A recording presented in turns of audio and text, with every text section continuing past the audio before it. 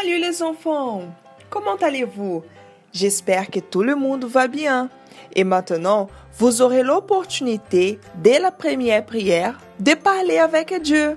Vous savez que la prière, c'est une conversation avec un ami dont nous pouvons confier et parler tout ce qui se passe avec nous. Il est le seul ami qui est toujours prêt pour nous écouter et nous répondre. Et maintenant, je t'invite pour ensemble parler avec notre meilleur ami. Allons-y.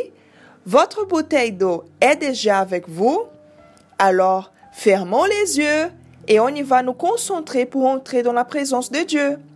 Seigneur Jésus, en ce moment, nous nous adressons à toi, car nous savons que le Seigneur est cet ami fidèle qui est prêt à nous entendre à tout moment.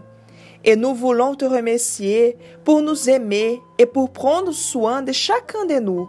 Nous te demandons au nom du Seigneur Jésus, la bénédiction du Seigneur dans cette leçon d'aujourd'hui et que nous tous puissions entendre ta voix pour apprendre plus sur ta parole. Et aide-nous à pratiquer tout ce que nous allons apprendre ici. Je te demande, Seigneur, que tu puisses consacrer cette eau. Lorsque nous allons la boire, nous buvons de tes vertus, de ton pouvoir, pour nous guérir et nous délivrer de tout le mal. C'est ce que nous te demandons et nous te remercions au nom du Dieu qui est Père, qui est Fils et Saint-Esprit. Amen. Alors, allons-y. Je veux savoir si mon invité d'aujourd'hui est en train de participer avec attention de nos leçons. Salut Gino, tout va bien? Tu te rappelles de la leçon de foi de la semaine dernière? Tata, je ne rate aucune leçon. Je sais que c'est moi. Nous sommes en train d'apprendre sur le fruit du Saint-Esprit. Et la semaine dernière a été sur la paix et patience.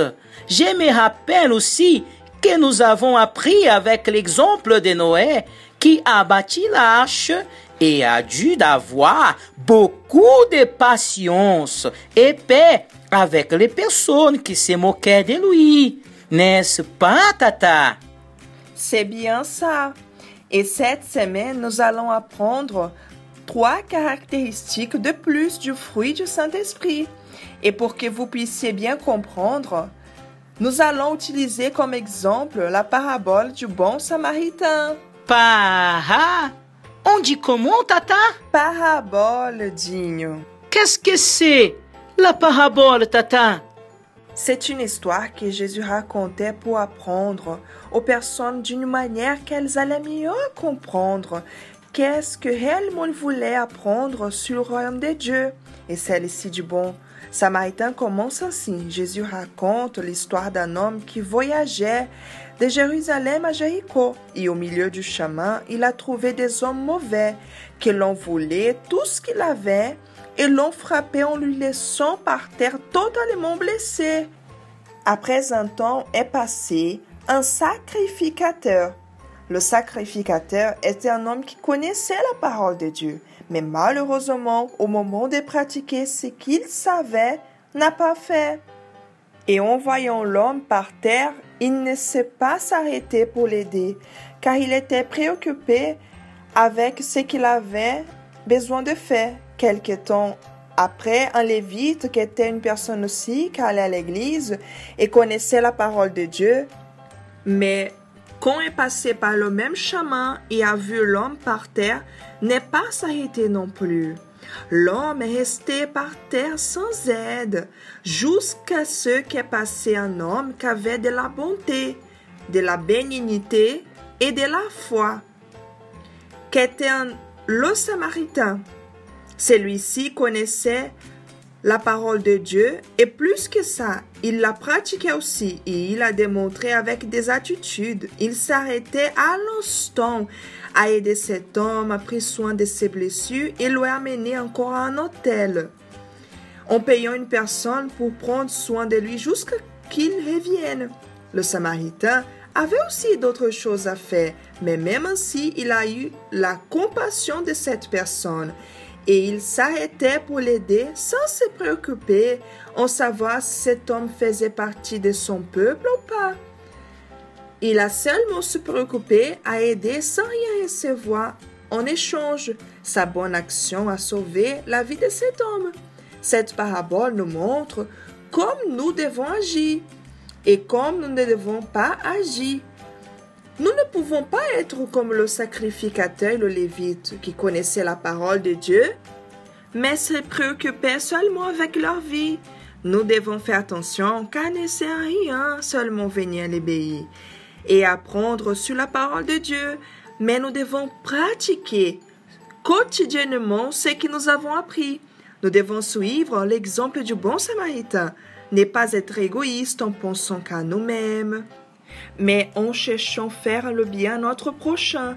Pour cela, seulement à travers le Saint-Esprit, nous aurons ces caractéristiques, la bénignité, qu'est d'être un enfant gentil, poli, solidaire, avec tout le monde, même avec ceux qu'il ne connaît pas, sans rien attendre en échange. La bonté où l'enfant devient un bon enfant, on n'est pas mesurant les efforts pour aider le prochain. Elle partage ce qu'elle a avec ceux qui n'ont rien, car elle n'est pas égoïste, mais a la joie de partager ce qu'elle a.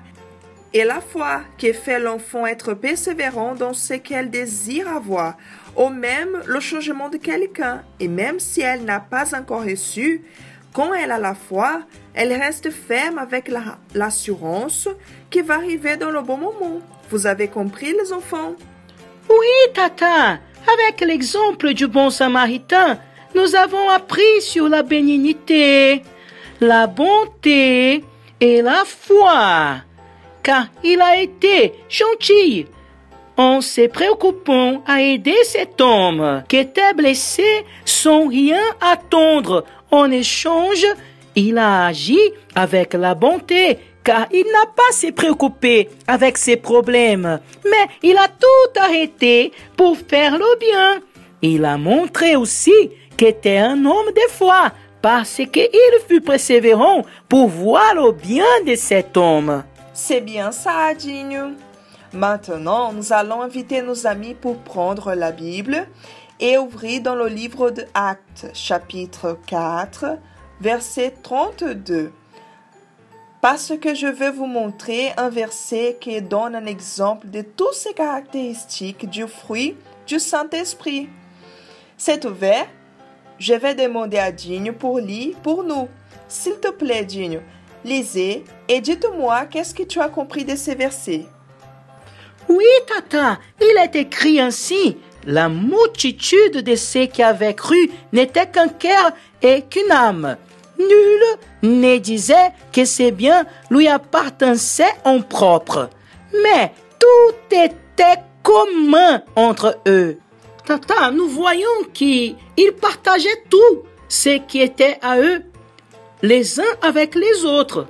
C'est bien ça, Dinho. Et quelles caractéristiques qui nous rappellent cette attitude? Oui, Tata, la bénignité et la bonté. Voilà, Dinho. Parce qu'ils aidaient les uns les autres, sans penser en garantir ce qu'ils avaient besoin pour soi. Mais ils avaient le plaisir de tout partager avec son prochain et recevaient aussi, et rien ne manquait. Et nous pouvons voir la foi entre eux parce qu'ils confiaient les uns aux autres. Et ainsi nous devons être. Je vais profiter et vous inviter à pratiquer ce que nous avons appris dans cette leçon de foi pendant cette semaine. Car seulement en pratiquant, nous aurons cet apprentissage pour toujours et plus jamais nous allons oublier. D'accord?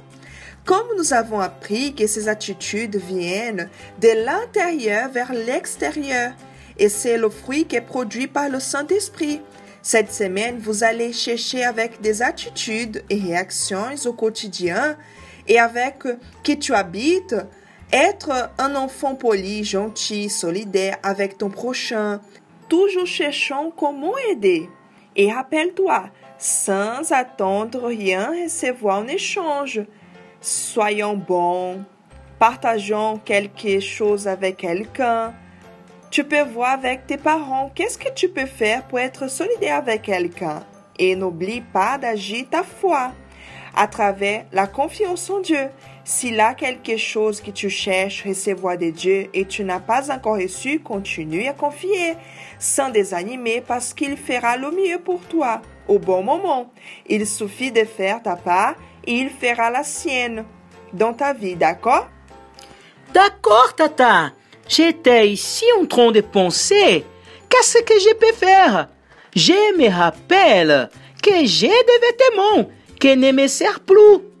Ah, Tata, je vais demander à ma maman si je peux donner à un ami qui a besoin, n'est-ce pas? Excellente idée, Dinho. Tu seras en train de pratiquer la bonté, très bien. Est-ce que tu peux faire la dernière prière pour nous?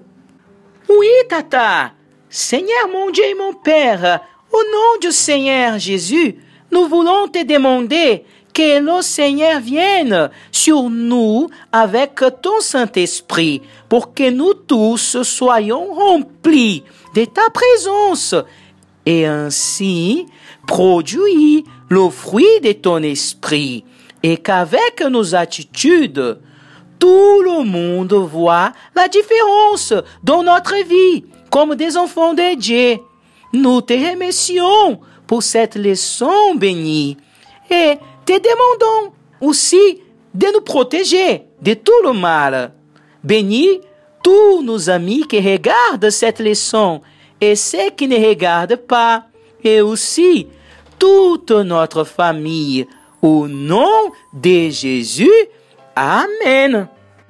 Amen, Dinho. Merci beaucoup pour ta participation.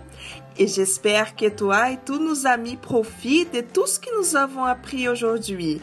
Et à la prochaine leçon en ligne. Ciao, ciao, mes amis.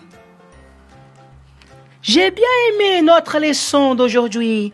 Tata, je vais tout parler de ce que j'ai appris ici à mes amis.